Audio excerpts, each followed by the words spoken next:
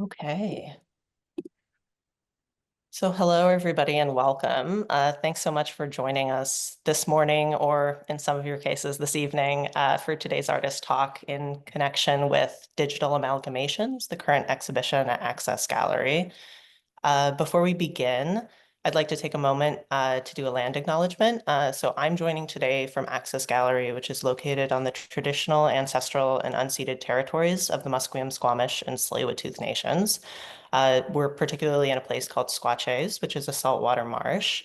We recognize how the land here has been shaped through centuries of colonial violence and how it continues to be shaped by the resistance and stewardship of all three nations, as well as the resistance of the urban Indigenous communities in Vancouver's downtown east side.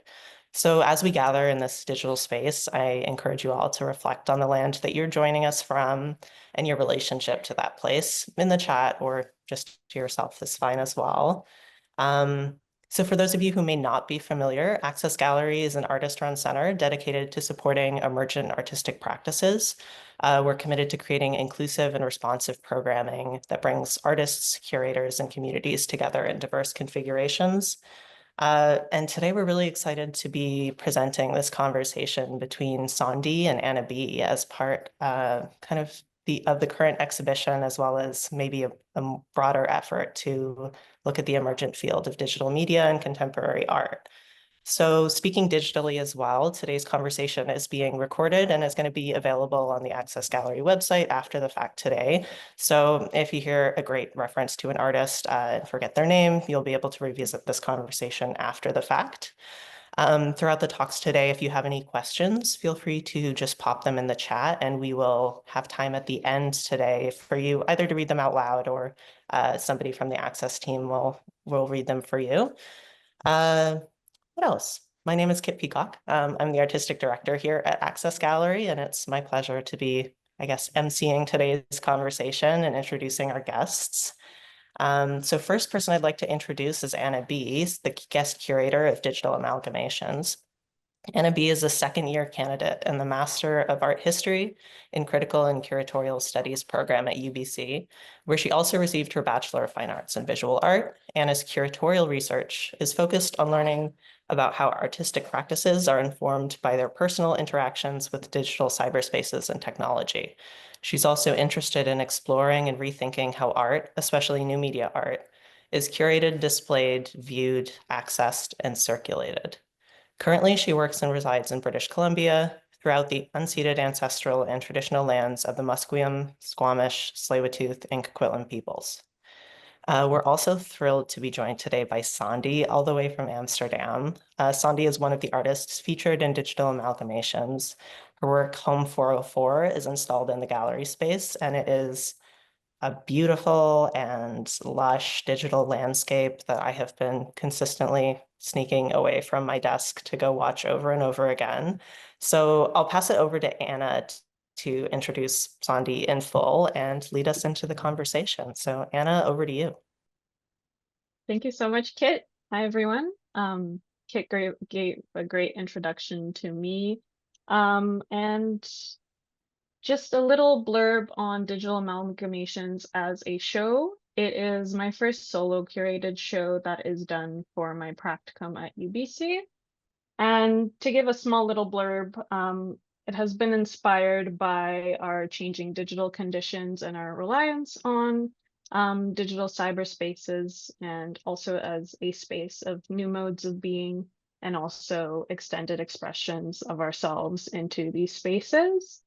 And this exhibition is a group exhibition featuring the works of Skawennati, Sondi, Shaheer Zazai, Ryker Woodward, and LuYang, and are works that are working together to highlight how each individual artist's practices are intertwined with the digital world and how they portray it in relation to their own selves. And of course, today we're joined by Sondi, who is, of course, one of the artists in this show. And Sondi was one of the first artists I contacted right when I was planning the show from its inception, and she graciously accepted my proposal to be a part of the show. And so I'm very happy that her work was featured in the show and that she graciously accepted to be part of this student project. So thank you so much, Sondi. And to give an introduction to her practice, Sondi is a new media artist from Germany, born in Cameroon and raised in the Netherlands. Her work is deeply rooted in her identity as a person of diaspora and serves as a conduit to unravel the intricate and intimate layers of identity, belonging, ownership, and heritage. Her artistic practice centers around world building, drawing inspiration from Black science fiction and visionary fiction writers to create visual environments where memory, ancestry, and imagination come into being. In these virtual dreamscapes, she explores new modes of being using the power of radical imagination. Sondi builds worlds primarily through immersive 3D videos engineered with game engines that continuously navigate between virtual and physical spaces to investigate the intersection of technology and culture. By examining how popular media constructs and disseminates images and ideas, her work challenges dominant cultural narratives that shape our perceptions of ourselves and others. Her body of work reflects on the interplay between our corporeal, spiritual, and digital selves and spans a diverse range of mediums, including game design, audiovisual performance, theater, music, film, and education.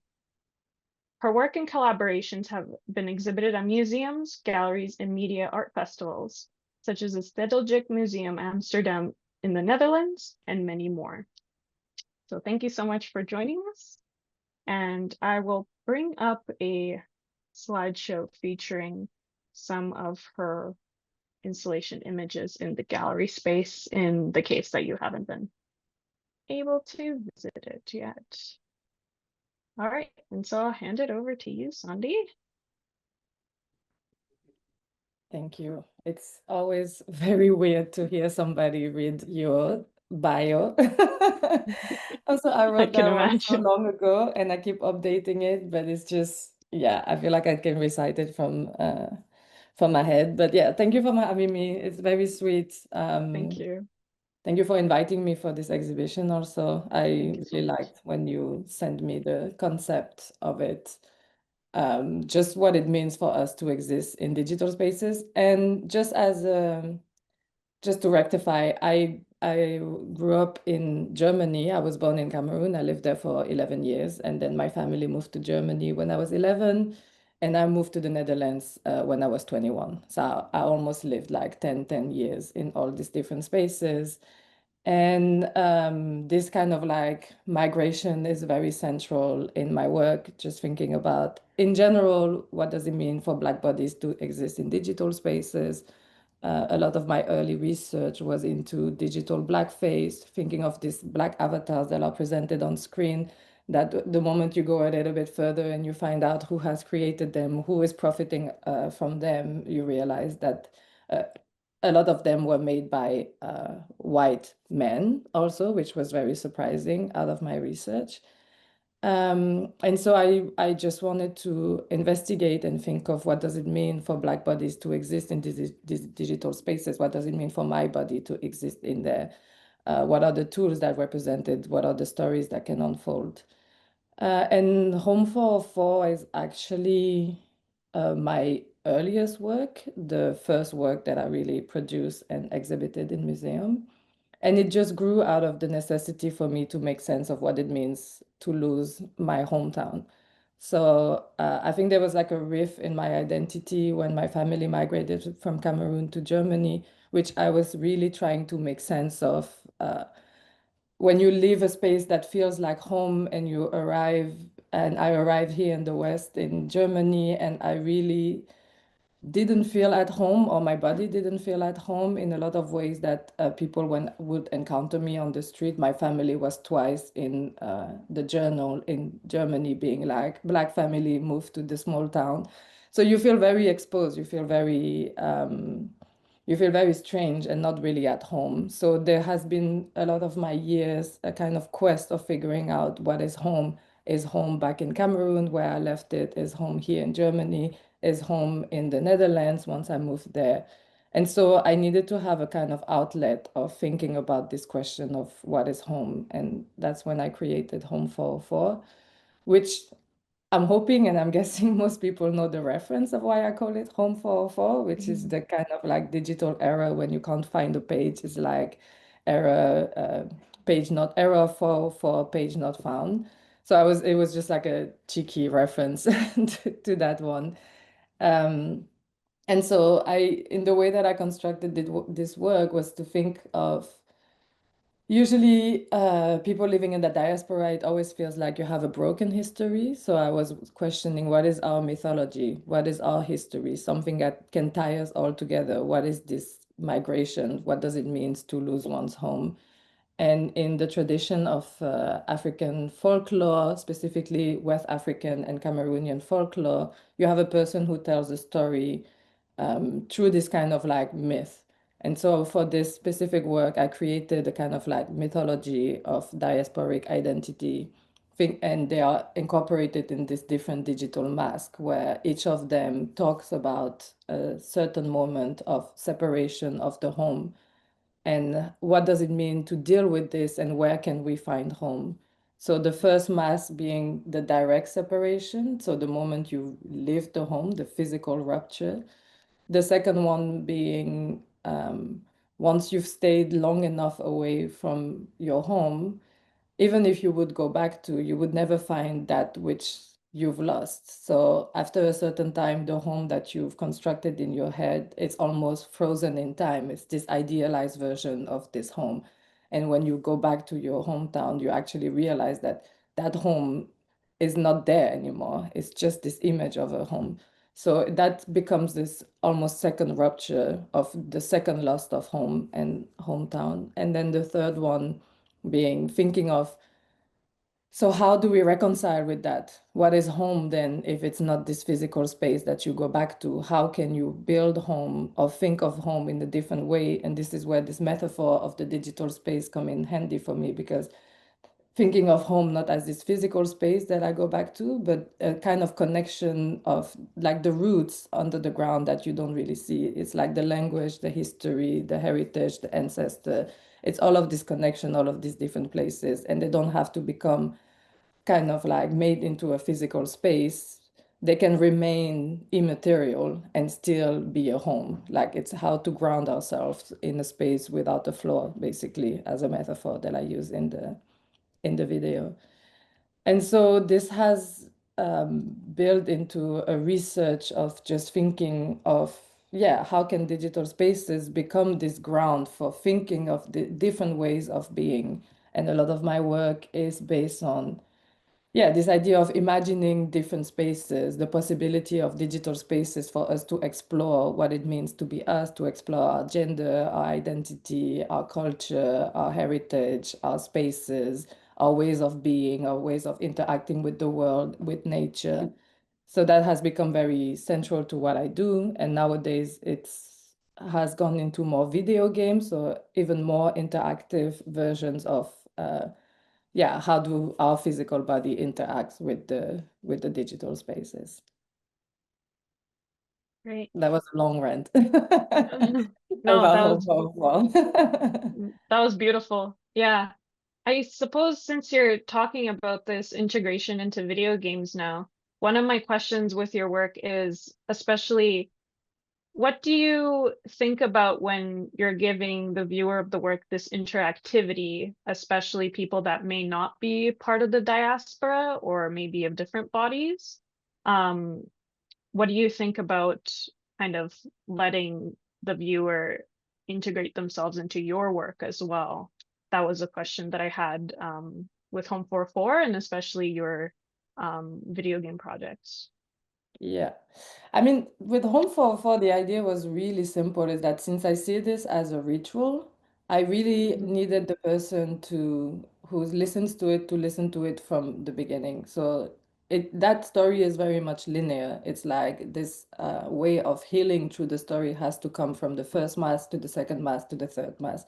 So the interactivity was very much like, okay, sometimes when you go to museums and you don't know at which point of the movie you just entered the room, that was really something that I wanted to avoid. So it was really clear to me, okay, how can I make sure that if you're watching the video, you're committing to it, you're committing to the ritual, you have this kind of like almost offering that you have to give of like, okay, I'm pushing the button, I'm sitting down, I'm committing to watching it. And so, yeah, there's kind of thinking of video game aesthetic, which has been a big part of my practice also, and taking all these different elements to just think of a simple button system that's like already giving that measure of clicking a button and giving that agency to the viewer. It feels like they are committing to it a little bit more. And now with the video game, it's a very different and quite complex thing that I'm also trying to make sense of. Also knowing that the characters that I create are Black characters, and this whole research on kind of like embodying Black bodies through video game, which I still don't really know how I think of how I feel about it myself. There is a point where the work is out there and I can't really control who is playing it. And some people might see something in there that was not in there. You know, everybody puts themselves in the story and like live through this world very differently. But I realize that it's also important for Black bodies to see themselves represented, to play themselves. And so to take that away just because I have this fear of who is interacting with it and who is going to play the game, it has been this big like tension in my work where I realize that when it reaches the right person that the game is for, it reaches its audience and it does what it was made to do, but it's not something where I feel like there is no space for other people to play it. But there is a specific audience that I have in mind when I am doing my work, but it's not like I'm not trying to make it just so that it's only for this group of people. So there is a sense where I just have to trust the people who are playing it, trust that they care for it. There are tricky ways where I'm still protecting my avatars, where I give them this very puffery closing where sometimes you don't completely see them. That is a way for me to kind of like shelter them a little bit, which is weird because they are non-existing digital avatars. But for me, they are representative for real bodies, real people. And so I put a lot of care into them and how they're going to be treated by the public. Yeah. Yeah, I like how you kind of talked about the clothing because in one of your games, the main character is wearing kind of this puffy jacket, right? Yeah. So it's Yeah, I can that's the reason why. That's great. So I suppose then since you're kind of discussing the digital body, I'm also curious on, especially in Home 404 and some of your other projects and some of the explorations you're taking on recently, you quite literally kind of integrate your physical body into your digital work. I'm assuming, is it scanned or did you manually model yourself in the game engines? I modeled myself. And Wow! then when somebody Wow! enters in my studio and I'm just like working on my own body on the computer, I feel very like it's like I'm loving myself too much or something. There is a Wow! lot of myself in my work. Yeah, I know. It's Very cool. yeah. Yeah, because from what It's I understand, oh, sorry, yes, go ahead. No, there is something where the stories that I'm telling are so personal, and there are a lot of things that I am dealing with and trying to make sense of I'm trying to make sense of the world myself through the work that I'm doing. And so in a way, I find it very hard I can only tell those stories through my own perspective because that's the one that I know and that's the one that I can speak of. I have a really hard time like embodying the voices of somebody else unless it's very specifically like part of that work and I do it in a certain amount of care. So there is part of me that I find it almost like there is no other way for me to tell these stories than to tell it through my own body and through my digital avatars, because those are very personal stories that I'm telling where I'm trying to get the viewer along the way to kind of like come with me, trust me, like follow the story with me through this vulnerability of putting myself out there, being like, I am burying myself in there, and you're following this intimate conversation that I often have with my avatar, where we are together trying to make sense of the world. So in that sense, that it's almost like, yeah, even though it is digital, it is still my stories, my way of seeing the world, my black body that I'm trying to think of what it means for it to exist in certain different spaces, my identity, my sexuality. And in that sense, it only makes sense for it to be embodied by my own avatar. And yet I could create any other avatar and put myself in there, but then it feels like I'm cosplaying somebody that I am not. So in that sense, it's just being true to myself, even it being in digital spaces. Mm-hmm. So you're drawn to kind of this one-to-one. Obviously, it won't be perfectly one-to-one because you're kind of remaking yourself in a digital space, but you're drawn to a one-to-one representation of yourself as opposed to, like you were saying, cosplaying another avatar.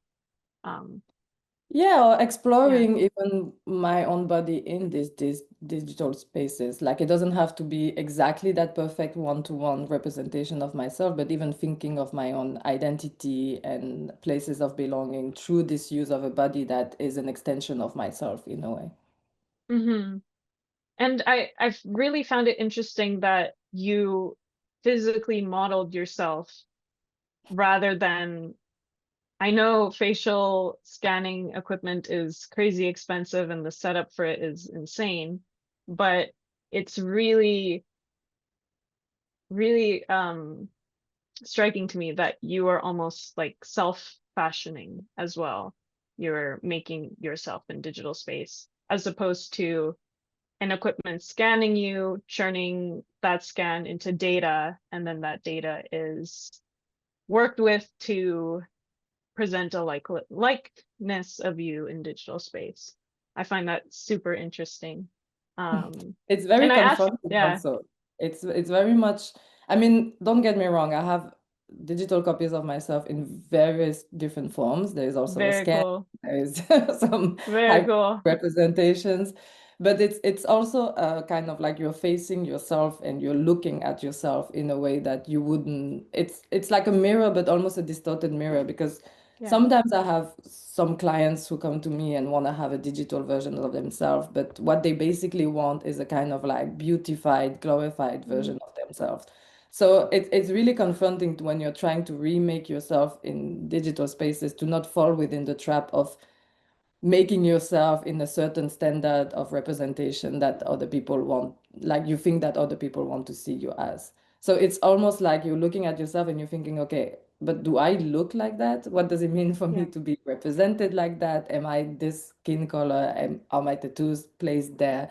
Are my acne scars visible? And I try to bring them in there, not in a quest of like hyper reality, but just in a quest of like sincerity, to not look like this perfect avatars that you can find online. So why should my avatar be this perfect representation of myself? It doesn't feel very honest.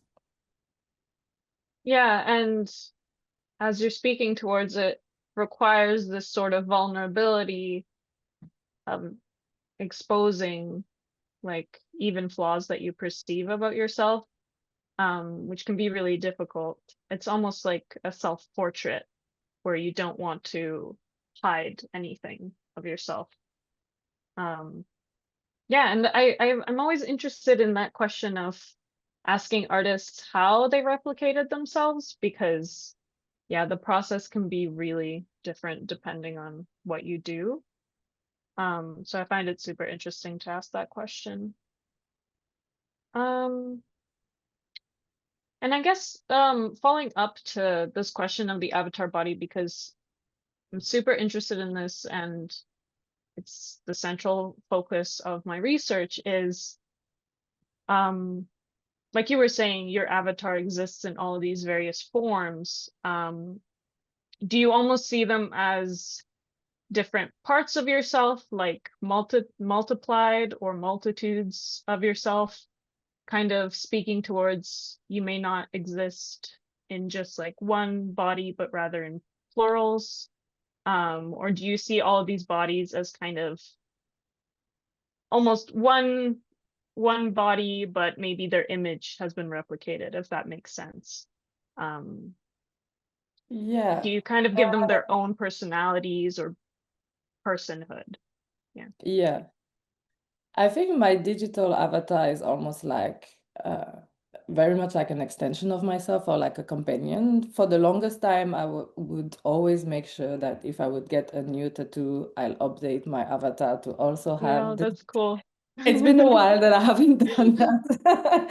But there That's was so this cool. process of making, and when I wouldn't do it, I would feel like I'm leaving this body behind. There was almost Oh, this kind of like obsession of wanting for it to keep up with me. But yeah. now it has moved a little bit. I've shifted a bit my perception on this, that now these digital bodies, the digital avatars, and these digital landscapes of like are instances of potential, like in practices of imagining world otherwise, they become like a glimpse in another universe that is not existing yet, but I'm hoping to bring into being by thinking of how could we exist differently in this world. So for me to bring my avatar in these spaces is almost like actualizing it, making it real, situating it in there and being able to see myself in those spaces. So imagining that those could be real.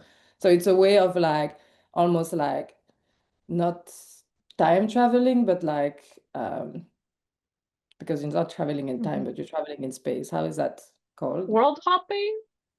Yeah, maybe. Yeah. It's like a riff into like a different dimension that exists at the same time as ours, but Mhm. where the rules are differently, our values are differently. We center other values than the one we're centering now. So it's imagining spaces where Black bodies are allowed to rest and are not just used as like fuel for capitalism.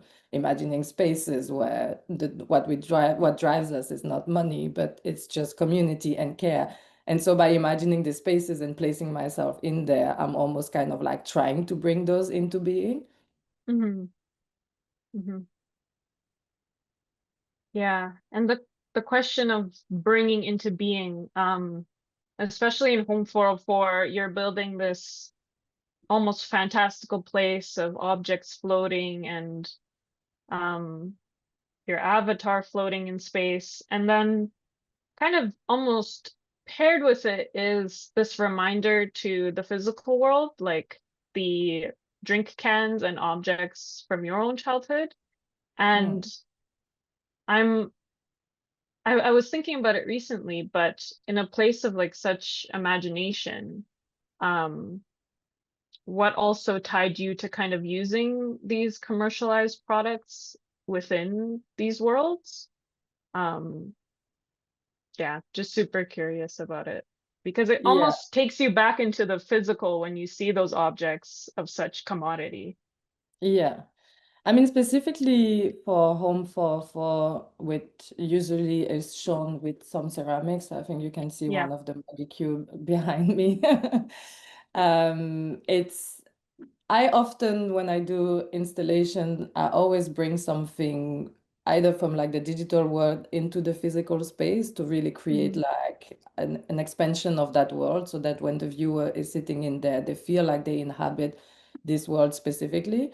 So oftentimes it would be that I'm taking elements of this digital space and then I'm bringing it into the physical by either ceramics or 3D printing or in a way making it into like a sculpture and a space so that when you sit in there, you feel immersed in it and not just the avatar feels like it's inhabiting the space, but you also as the player, as the viewer, feel like you're inhabiting the space.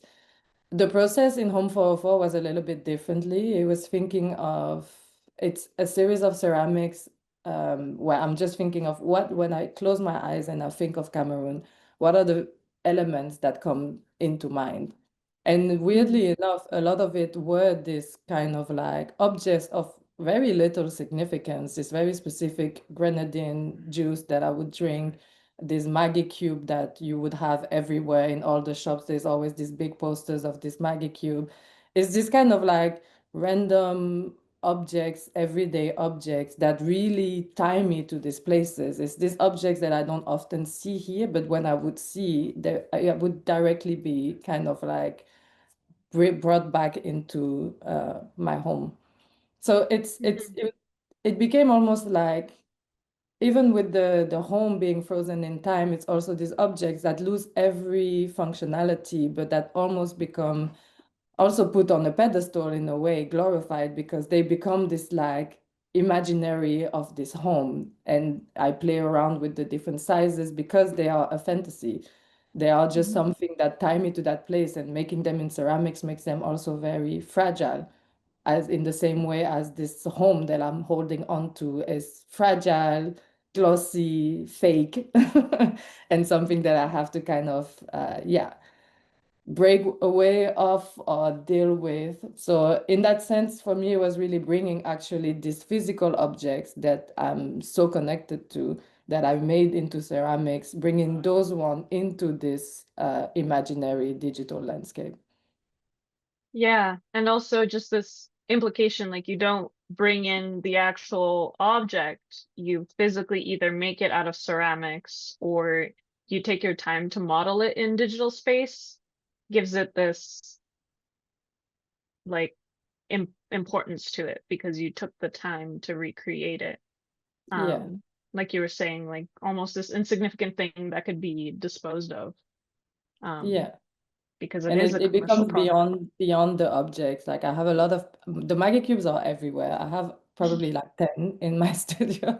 And somebody asked me, and it was like, why Maggie cube? And it's like, it's not about the Maggie cube really. It's about what they represent, what they what kind of bodily reaction it ignites in my body when I think about them. Like it's the same way as if when you smell something, it brings you back to a certain space. For me, these objects bring me back to these spaces. So for me to put them all around my studio, I'm creating almost this hybrid space of like this home away from home in my studio, these objects that make me feel like I am at home.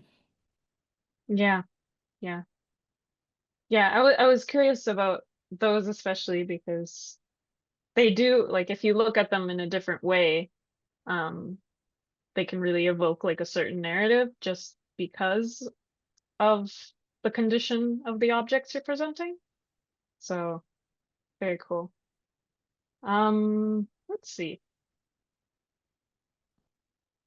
So now that we're kind of leaning towards talking about bridging digital and physical objects and surroundings, um, I was very curious, especially for Home 404, you kind of give institutions some leeway in how it's presented. Like I've seen it, like the 3 monitors hung from the ceiling before.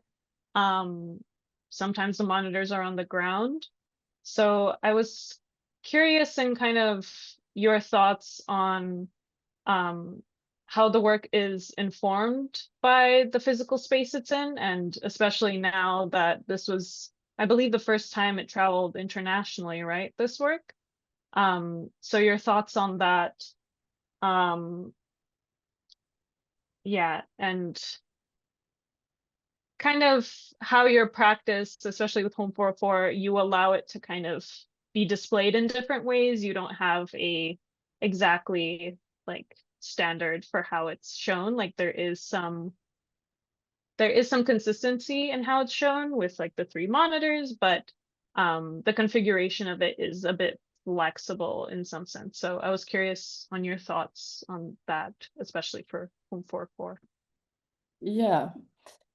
I mean, I know I studied like art, and I did a master's also in art, but I really don't have a background in art. Like I never even thought that I would end up becoming an artist, because I saw young people in school who were drawing, and you were like, oh yeah, you're gonna go to art school. And I was like, okay, I'm gonna study psychology and work in an office. So I don't have that.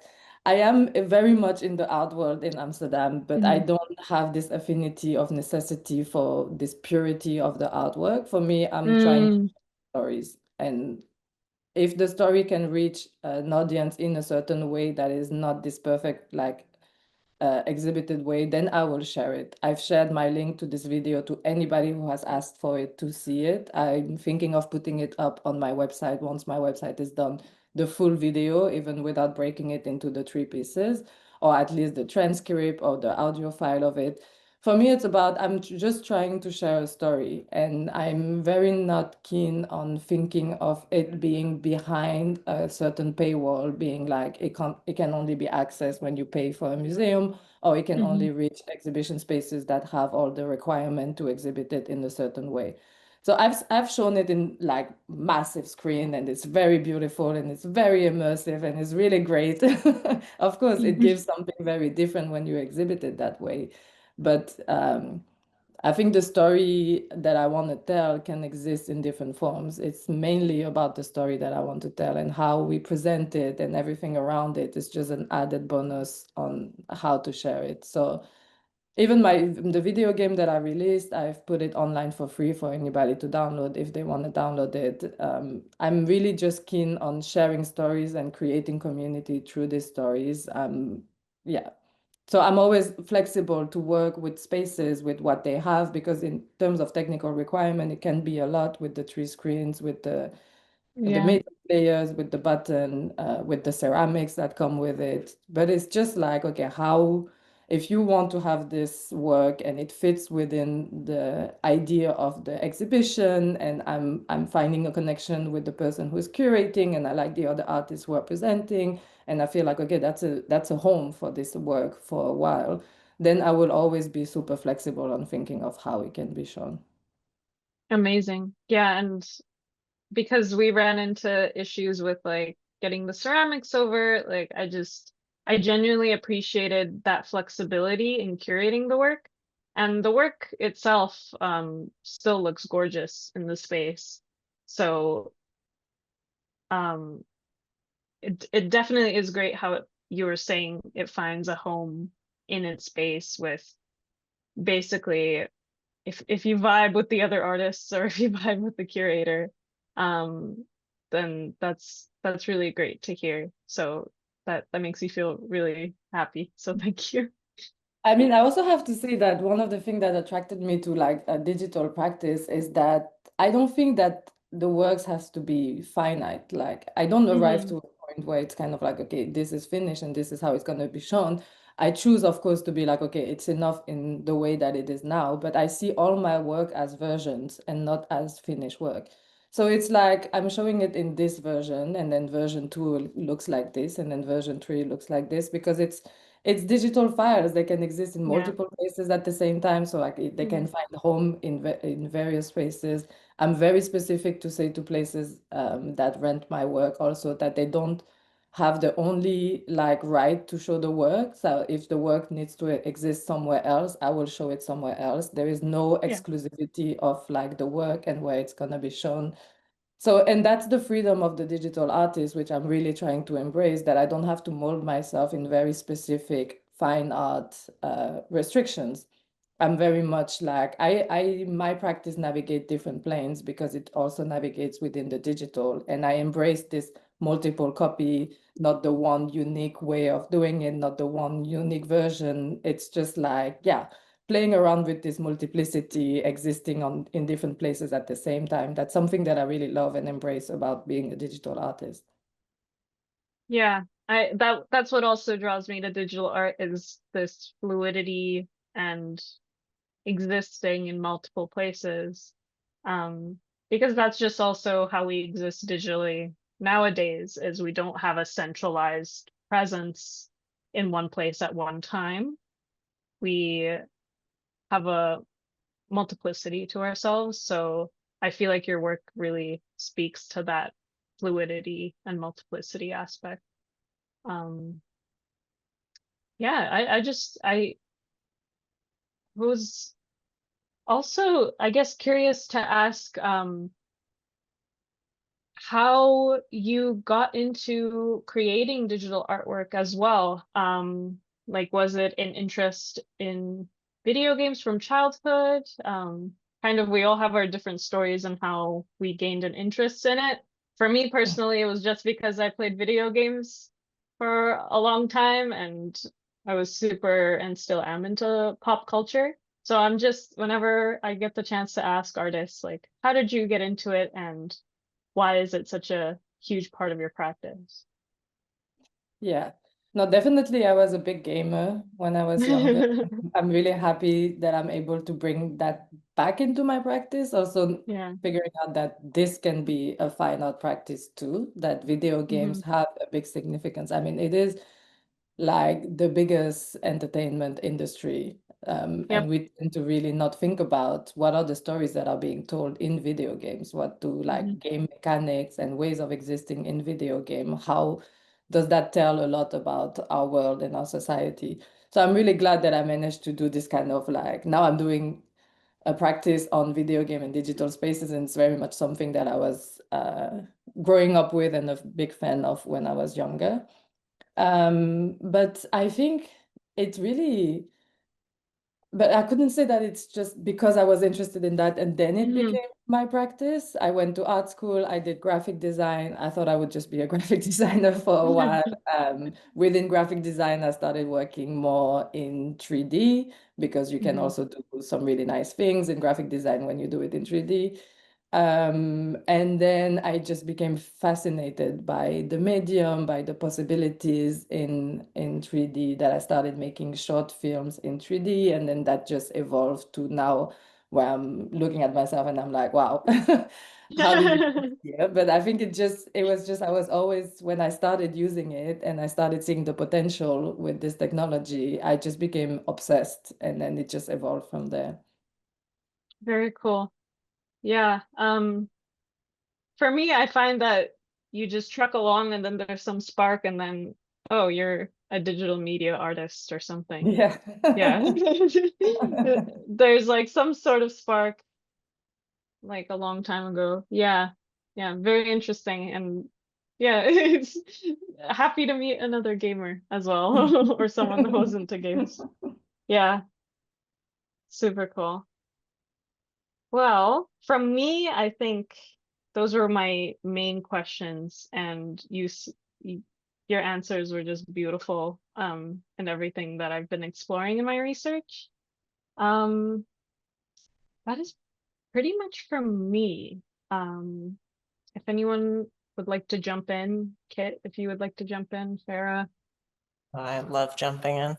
The thing that came up for me with the work is how central the masks are to kind of like bringing us through these three narrative arcs. And I was curious about how that kind of figure of the mask works for you, because bring up so much in terms of like ceremony, you mentioned ritual, dance, but also this idea of like opacity and fungibility, the idea that you could put on a mask and be mistaken for anybody else, or able to evade surveillance or kind of take on this identity that's different from your own. So I just wanted to hear more about the masks and what inspired their designs and how you see them operating.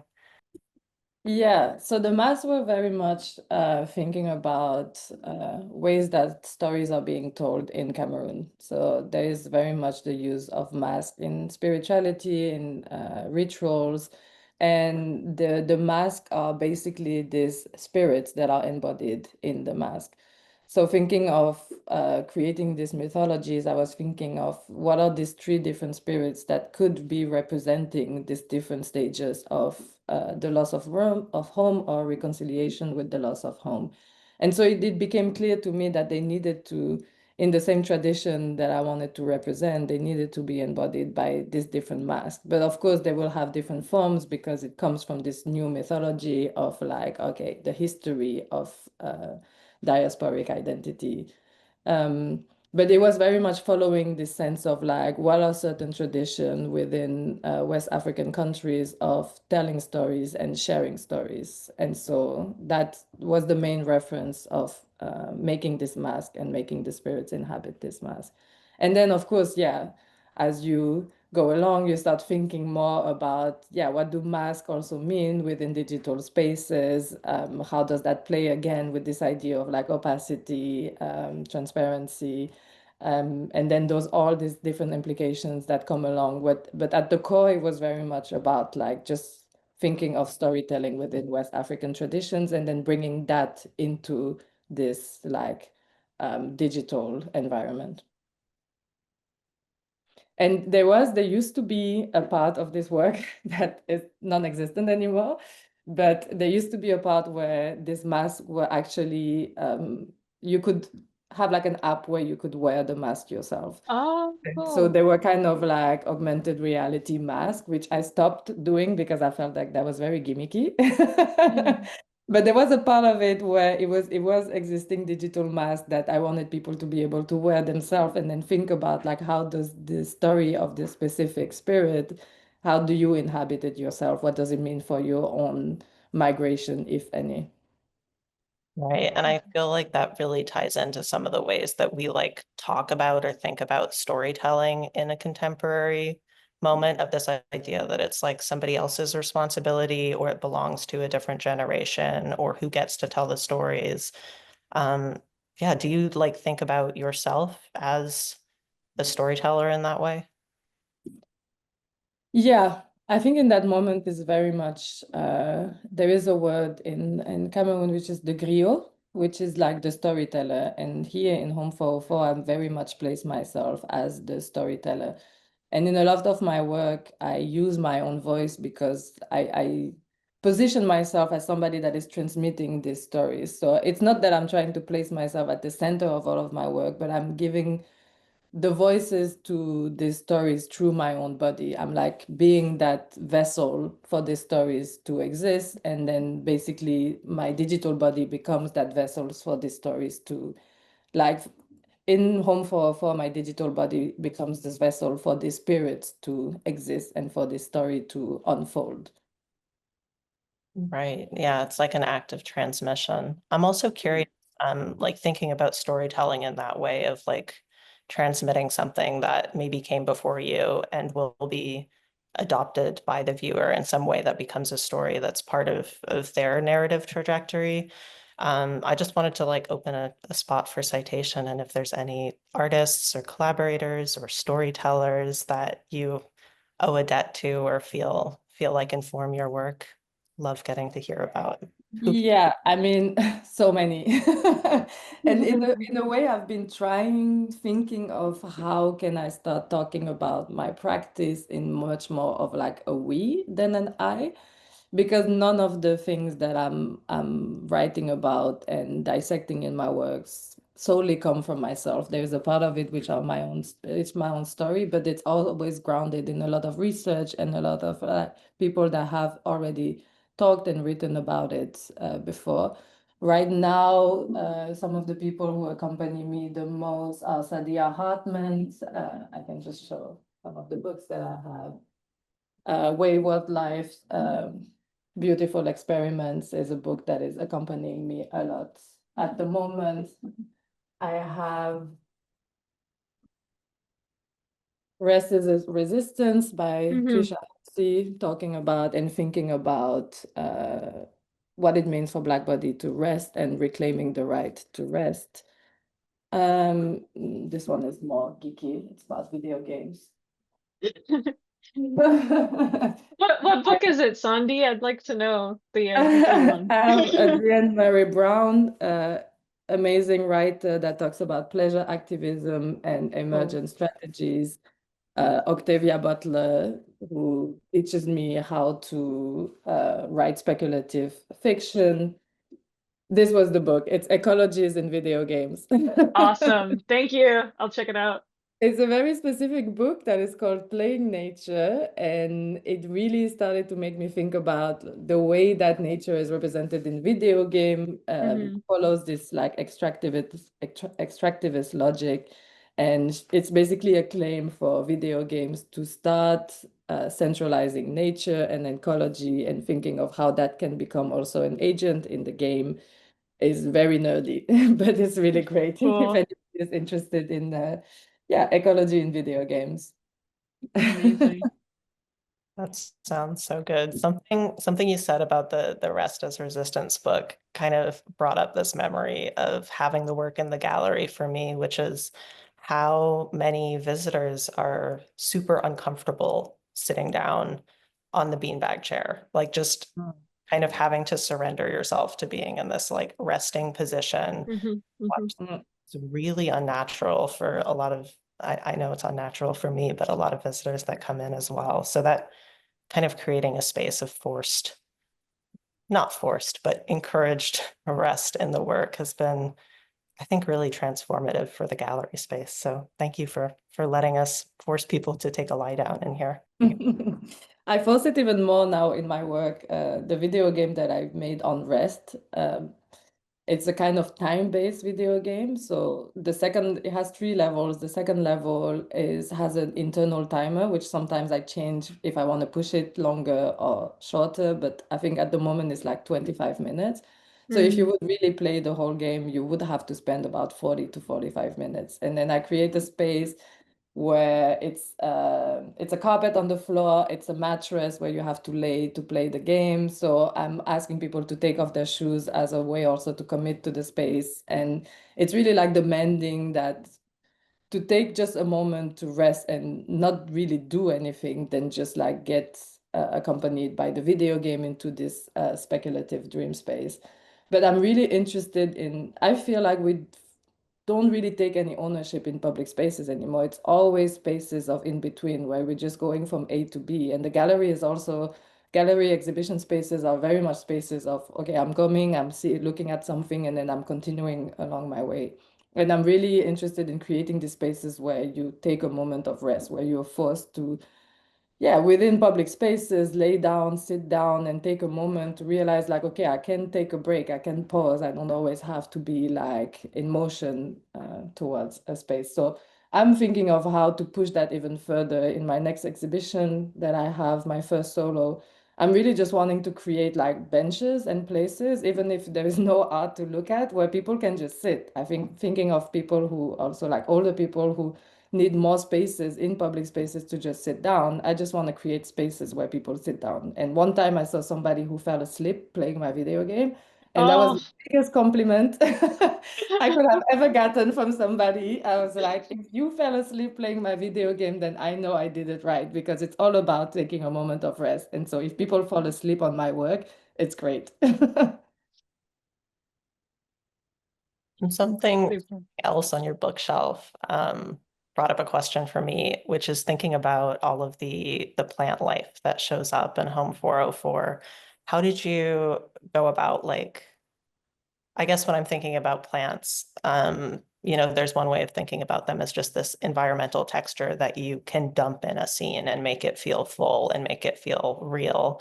But it's like the particular like models and plants and like objects that or plant objects that you've chosen have like a real place-based or site-specific significance. And I was just wondering if you could tell us about the plants.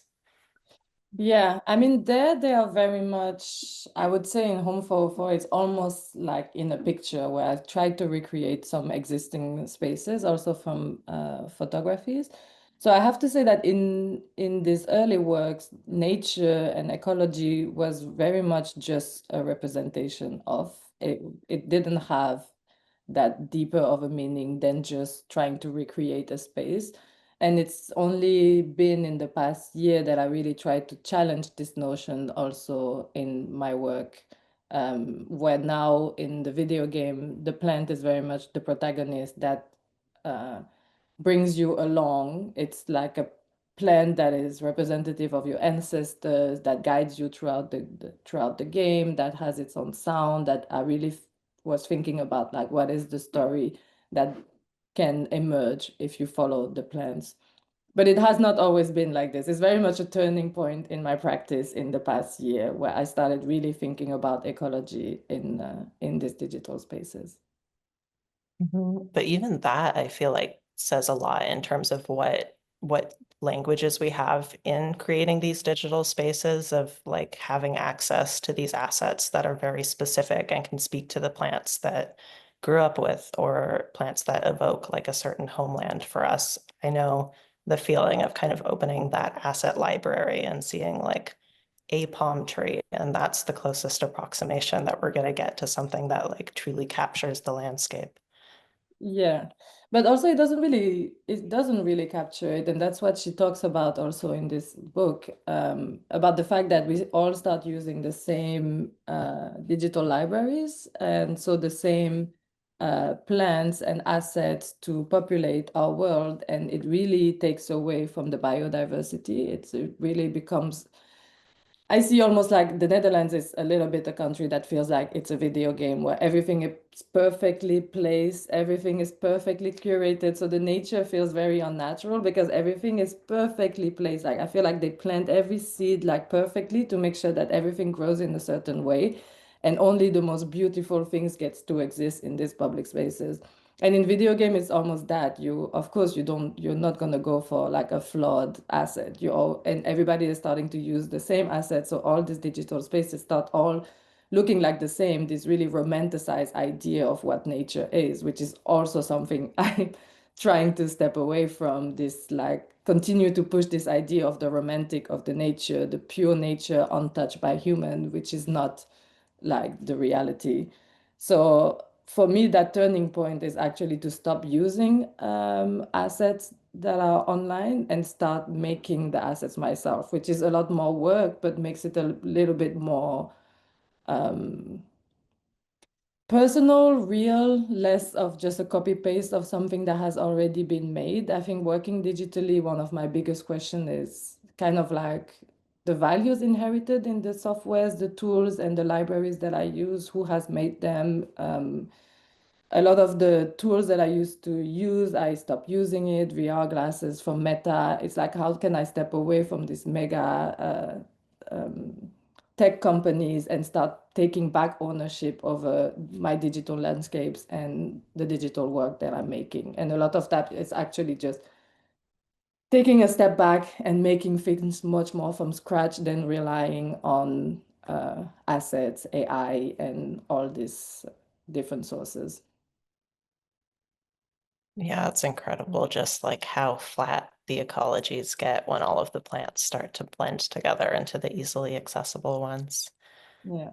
I'm thinking maybe Sondi, Anna, if you want to say anything as like a closing last thought thing you wish somebody had asked a question about, but nobody's asked yet. Maybe I'll let the audience just drop a few questions in the chat, or just drop, I have a question, and we'll give you the ability to unmute and ask the questions in just a moment here. But yeah, any final thoughts while folks are brainstorming questions?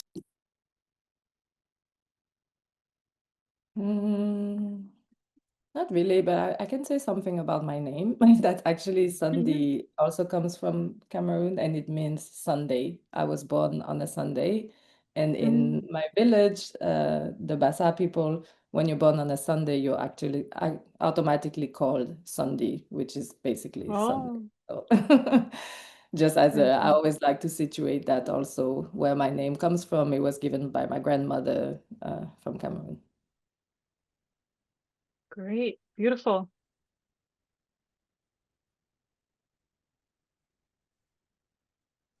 All right, so I think it sounds like we've maybe exhausted. Oh, we have a question from Morgan. Morgan, do you want to read this out loud or do you want me to read it for you? Hi, it's not really a question. I did one of the terrible, not a question, more of a comment, things that people love in Q&As. I feel like, yeah, the questions were super generative, and I really loved your take on them. I think like I just really resonated with what you were saying around works not necessarily always like feeling finished, but kind of like changing and adapting them to the different exhibition places. And also, like you were saying with the digital work, having there's just so many different ways that you can show this work. Like doesn't have to just be on the 3 screens. Yeah, I think, well, I'm an artist myself, and so I also am thinking about a lot of my works as unfinished and just kind of different ways to kind of show them in different ways. So I just really resonated with that. So thank you. Thank you. Yeah, I think it gives a lot of freedom. I think for me to let go of these specific restrictions, to let go of perfection in the work has just allowed me to just experiment. And if I see every new exhibition, every new talk, every new spaces that I share as a way to just continue to experiment of how I can tell my stories, then for me, that's always a great opportunity. Amazing. Okay, well, if any questions trickle in here, that's okay, but maybe I will just go ahead and close us out. So thank you, Sondi, obviously, for sharing your work with us and your insights, and to Anna for bringing such an incredible conversation. It's been a real pleasure to connect with both of you, and all of the ideas that you've shared today, I think, yeah, are really deeply felt here. So general thank yous I wanted to offer before we close. Thank you to Savine and Farah at Access Gallery for all of the behind the scenes support on this event. If you didn't notice them today, that means that they're doing a fantastic job. Thank you as well to the Access community, our members and supporters for making this event possible. We also are gratefully acknowledging that today's program is supported by the Dane Endowment at the University of British Columbia, as well as through the support of the Morris and Helen Belkin Art Gallery. Their support is instrumental in today's programming, as well as the broader programming for Digital Amalgamations. If you want to revisit this talk, a recording is going to be made available on Access Gallery's website after the event. Feel free to share with others who might be interested. Other than that, feel free to keep an eye for upcoming programs and exhibitions. For those of you in Vancouver, we'd love to see you as part of our upcoming members show in June, which you can learn more about on our website and at future outreach events like this one. So thanks again, and take care, everybody. Thank you so much for joining us today. Thank you. Thank you for having Thank me. you. Thank you. Take care.